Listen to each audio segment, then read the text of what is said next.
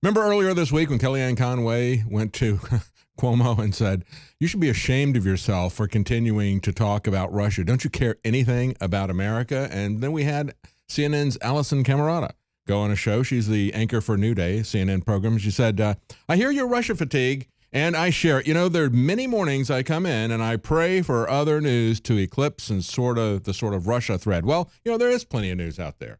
And we're going to talk about some of that today. We're also going to answer what they're doing. And you have to understand, as we saw the Emmy nominations, maybe she's going for an Emmy for her show, because that's the surefire path to get an Emmy if you come out against Trump. Take a look at Saturday Night Live or Stephen Colbert, especially the ridicule media.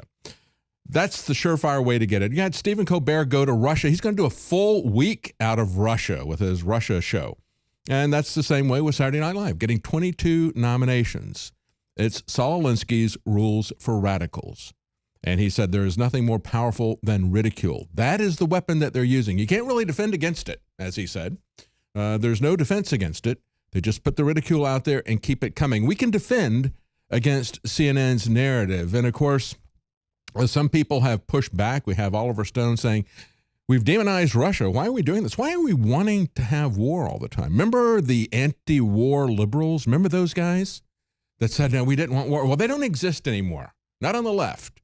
On the left, we have the pro-war liberals. Here's an example. Again, where's it coming from? CNN, as usual.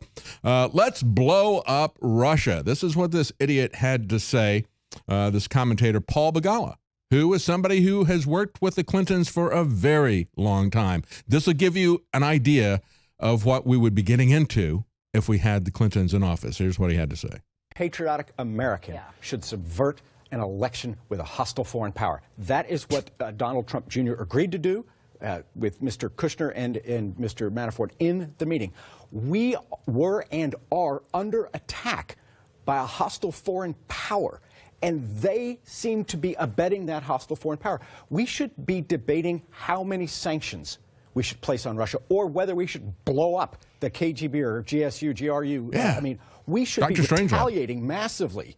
Because, by the way, if I were a Trump supporter, I would want to retaliate massively because it has tainted his victory. But right now, the Senate has passed pretty good. The pro-war, anti-free speech left. That's what they've become. It used to be that was what they stood for, was peace and free speech. Not anymore. Not anymore. You see this guy, he said, the Trump supporters should be upset because Russia has tainted Trump's victory. No, it's not Russia. It's people like him telling lies, the fake news, CNN, the Democrats. The GOP establishment are the ones who have tainted Trump's victory, the ones who are tying him up. Now, we have another old-time liberal who stood for free speech, and this is Alan Dershowitz. He's making a tour of the conservative media, and he had this to say about Donald Trump Jr.'s emails. He said on Fox Business Network, he explained that even if Trump Jr. received and used material that was obtained illegally, he is not in legal jeopardy as long as he had nothing to do with the illegal nature of obtaining the information. And he explained how this works for those who don't remember. You know, we had the Snowden leaks. We had, going back even farther, we had the Pentagon Papers coming from Daniel Ellsberg. And he said there's a big difference between the act of stealing and the act of hacking and the act of using it. There's really no difference under the First Amendment between a campaigner using information from somebody who obtained it illegally and a newspaper doing it. Newspapers like the New York Times, like the Washington Post, those people who published the Pentagon Papers, who published the information from Snowden. So there's a difference between the people who obtained the information illegally and the people who post that information publicly. So that's why the New York Times could publish the Pentagon Papers and why Daniel Ellsberg could still face charges under the Espionage Act. He's the one who sold it, but they have free speech ability to publish that, and that's not a crime. And he made this point, and this is a very important point. He said, we have to not broaden and expand criminal law by focusing on and targeting our enemies. Do you understand what's happening here? He said, I oppose Donald Trump. This is a liberal. He doesn't like Donald Trump. He doesn't support Donald Trump. But he said, we don't want to expand the criminal code just so we can come after our political enemies. And that's precisely what is happening now. And it's far worse than that. we have the intelligence services as well as law enforcement violating the laws so that they can get involved in politics. And he said this, he said, there's been such an overwrought claim. He said, there are people who are talking about treason. I can't believe, said Alan Dershowitz, that the New York Times had an op-ed piece yesterday in which treason was mentioned without even looking at the definition. And of course, we had Cuomo doing that on CNN as well. He says, well, I don't know what the definition of treason is, but we need to look at, so he throws the word out there. At the same time, he says, well, I really don't know what I'm talking about. I don't even know what the definition of treason is. And of course, that's the issue. The left always likes to use, change the meaning of words, seize the high ground of the argument by the terms that they use. Ann Coulter put it this way. She said, a lot of Republicans hate Trump just as much as MSNBC does. Oh, you mean like Joe Scarborough at MSNBC? Or, you know, there's John Dirty Dossier McCain, or we could call him John ISIS McCain, the guy who shopped that dossier around. He certainly hates Donald Trump. See, the establishment Republicans want to take him down, as we pointed out before, but it's a great way to put it, that Republicans hate him as much as MSNBC does. And she specifically pointed out Senator Thom Tillis, who I know about from North Carolina.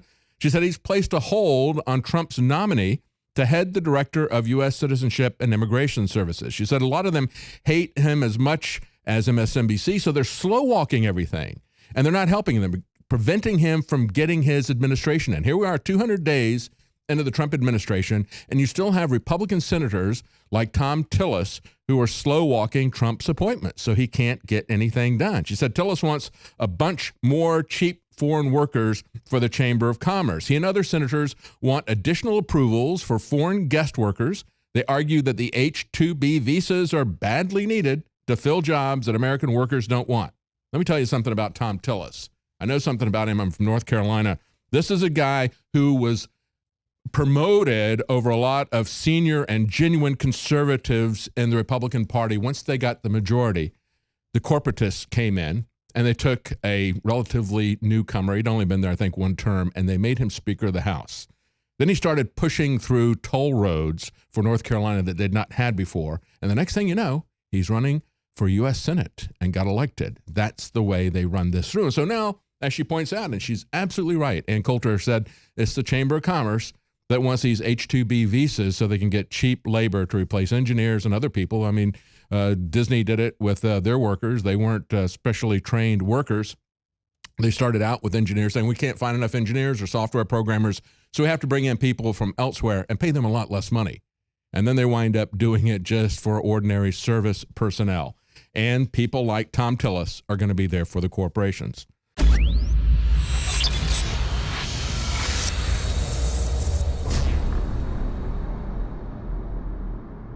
We're selling a product, DNA Force, that is the very best nutraceutical that we can produce. Dr. Group, you took years for you to develop DNA Force for us. It's been something that I've been working on for a long time, Alex, because I think it's very, very important.